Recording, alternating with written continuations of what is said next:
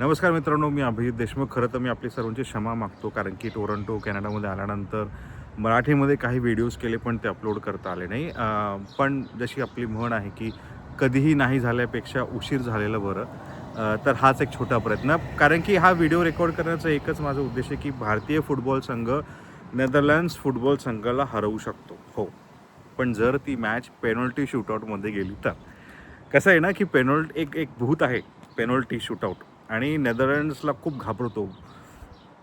आजच्यापर्यंतचा मग ते रेकॉर्ड जो आहे विश्वचषकामधला किंवा युरोमधला, नेदरलँड संघ अक्षरशः चोक करतो पेनल्टीजमध्ये.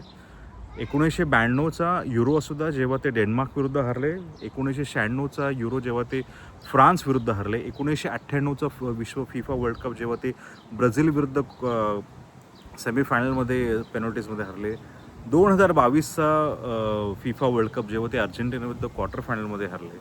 अशी अनेक उदाहरणं आहे जेव्हा नेदरलँड संघ हा मोठ्या टुर्नामेंटमध्ये पेनल्टीजमध्ये हारतो. आणि ही काळ्या दगडावरची रेघ झालेली सारखी आहे, कारण की काय होतं काय माहीत नाही. कारण की नेदरलँड संघ इतका उत्तम संघ आहे. तुम्ही त्यांचे ग्रुप स्टेज मॅचेस बघा, मागचं चषकामधल्याचा रेकॉर्ड बघा. 2010मध्ये ते वर्ल्ड कप फायनलमध्ये पोचले. त्याच्या आधीसुद्धा अनेक वर्ल्ड कपच्या फायनलमध्ये ते पोचलेले आहे. त्याच्यानंतर 2022च्या वर्ल्ड कप, माफ करा, 2018च्या वर्ल्ड कपमध्ये ते तिसरे आले होते. 2022च्या वर्ल्ड कपमध्ये सुद्धा त्यांनी अर्जेंटिनाला अक्षरशः हरवलं होतं, पण पेनल्टीजमध्ये हरलं. इतके उत्तम प्लेयर दिलेले आहे. आर्यन रोबेन असू द्या, रूड वॅन निस्टेलरॉय असू द्या, रॉबिन वॅन पर्सी असू द्या. सध्याच्या संघामध्ये व्हर्जिल वॅन डिकसुद्धा एक उत्तम खेळाडू आहे. एवढे उत्तम संघ असताना सुद्धा नेदरलँड संघ हा देश जर या पेनल्टी शूटआउटच्या भूतामधनं बाहेर पडत असेल तर एक खरंच खूप मोठी एक गोष्ट आहे नेदरलँड्सला. पण एनिवेज, मोरोक्को संघसुद्धा खूप उत्तम खेळला.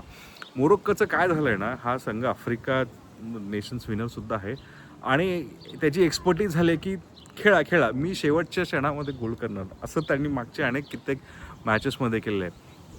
जेव्हा नेदरलँड संघाने लीड केली होती आणि ज्या पद्धतीनं नेदरलँड्स खेळत होतं, असं वाटत होतं की आता नेदरलँड जिंकणार, पण मोरोक्कोनी 92 मिनिटात गोल केला. आणि अक्षरशः म्हणजे तिथून दिसलं की आता हा मॅच जर पेनल्टीजमध्ये गेला तर मोरोक्को जिंकणार आहे. पण उत्तम संघ आहे मोरोक्को. का म्हणजे त्यांनी 2022मध्ये ते चौथे आले होते.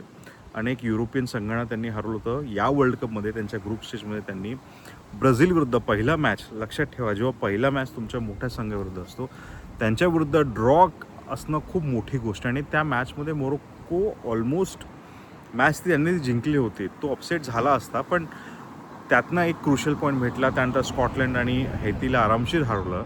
ते एक उत्तम संघ आहे मोरोक्को. आणि त्यांचा नेक्स्ट मॅच जो होणार आहे तो आहे कॅनडा विरुद्ध. 4 जुलैला हा मॅच होणार आहे USA मध्ये. तर ऑफकोर्स कॅनडासुद्धा पहिल्यांदाच नॉकआउट्समध्ये पोचली आहे, आणि राऊंड ऑफ 16पर्यंत कॅनडा पोचेल असं कदाचित कोणाला वाटलं नसेल. पण ही मॅच मला असं वाटतं मोरोक्कोचं थोडंसं इथं पडला थोडा भारी आहे. पण वर्ल्ड कपमध्ये काय होऊ शकतं. काल आपण हे सुद्धा बघितलं की पॅराग्वेने जर्मनीला हरवलं. खरं म्हणजे मी जर्मनी विरुद्ध आयव्हरी कोस्टची मॅच इथं टोरंटोच्या BMO फील्डमध्ये कव्हर केली होती. जर्मनी हा संघ अनेक प्रॉब्लेममधनं चालला आहे. 2014चा फिफा वर्ल्ड कप जिंकल्यानंतर 2018मध्ये ग्रुप स्टेजमध्ये आऊट झाले, 2022मध्ये ग्रुप स्टेजमध्ये आऊट झाले. इथंसुद्धा आयव्हरी कोस्ट विरुद्ध त्यांनी इतका उत्तम खेळ खेळला नाही, पण शेवटच्या क्षणात गोल केल्यानंतर ते मॅच जिंकले. पण हा संघ विश्वचषक जिंकणार नाही, मला ती मॅच बघूनच कळालं होतं. कारण की एक टीम बघताना तुम्हाला कळून येतं की कारण की खूप वेगवेगळे आव्हानं येतात प्रत्येक मॅचमध्ये तुम्हाला खेळताना.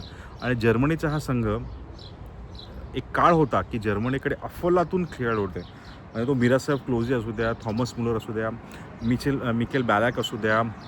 पण टोनी क्रूजसारखा खेळाडू जो अनेक दशकानंतर इतका उत्तम खेळाडू भेटला. मेसूत ओझिलसुद्धा एक उत्तम खेळाडू होता, पण टोनी क्रूजसारखा खेळाडू जो जर्मनीसाठी होता, तो रिटायर झाल्यानंतर तसा खेळाडू होणं शक्यच नाही जर्मनीच्या हिस्ट्रीमध्ये. तर मला वाटतं तसे खेळाडू जर्मनीमध्ये येत नाही आहे. त्यामुळे वर्ल्ड कप जरी क्वालिफाय करते जर्मनी, तरी त्यांचं संघ जास्त एक, आधी जे टॅग होतं की Germany one of the favourites to win the world cup, तो टॅग आता निघून गेला आहे. अर्थातच 4 वर्षांनीसुद्धा जे वर्ल्ड कप होणार तेव्हा जर्मनीचं काय परफॉर्म असेल हे सांगणं अवघड आहे.